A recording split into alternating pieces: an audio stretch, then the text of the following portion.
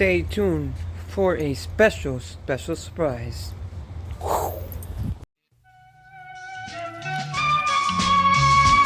Peace. Huh. Peace. Power.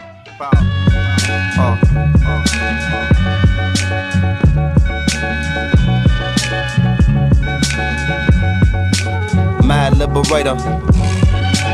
Death operator. Rock the data. Amazing flavor. What's up, Johnny? How are you doing? Mark, your friend of 12 years, wanted me to wish you a very, very happy birthday.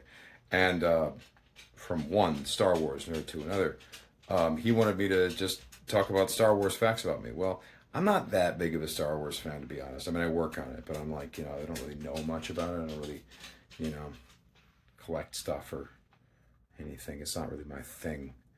But I don't know, I could make some things up. No, man, look, for me, it was all about wanting to engage in that world in a deeper way than what I could. And when I grew up, we only had 3 movies. So the way that me and my friends would do it is we played the Star Wars role-playing game. Here's some of the older supplies. Here's, Imperial Source Book. This is from the 80s. And the amount of amazing material that you could find. Where's the original rule book? I have a few copies of it. Here we go. The amount of information that was in these books was, again, just anything beyond the movies. Apparently, Lucasfilm opened their doors to these guys, gave them information, and then let them sort of make up a lot of stuff. Like, for example, Rhodians and Ithorians. Those words came from West End games, Before then, it was just, it's the Hammerhead guy. Yeah.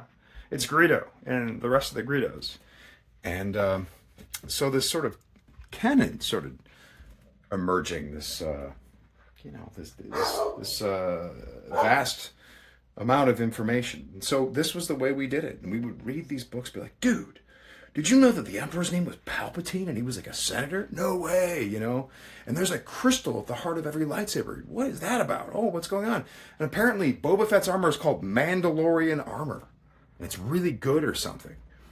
I mean, and what's hilarious is these things are still kind of relevant today. I mean, a lot of the information really hasn't changed. It came from here, and George was sort of a sweetheart with this stuff. Whenever he was doing Clone Wars or something like that, there was an interest to know, well, okay, there's going to be some witches, and they have a power. They think they call it magic, but it's actually the Force.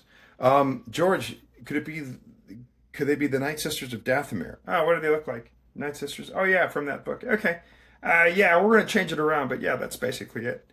He was cool with absorbing that stuff into his world. And then if he wasn't crazy about something, he'd change it. Or he'd put his spin on it, his stamp on it. But I thought that was the coolest, most awesome, wonderful way to interact with all of this stuff. So, because he made those choices, me and my friends got to grow up with a more or less consistent universe. Now, when it comes to that consistency, what is interesting is, some of the stuff in those books isn't canon anymore. However, it all depends greatly on your own point of view, because Star Wars really is like a fairy tale. It's a tall tale told around a campfire, right? Well, depending on which campfire you were around, the tale changes a little bit.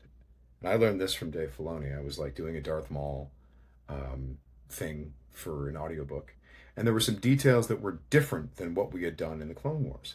So I called up Dave. I'm like, do I ask him to change it? What do I do? He's like, no, dude. And he's in the middle of Mandalorian. He's like, let it be different.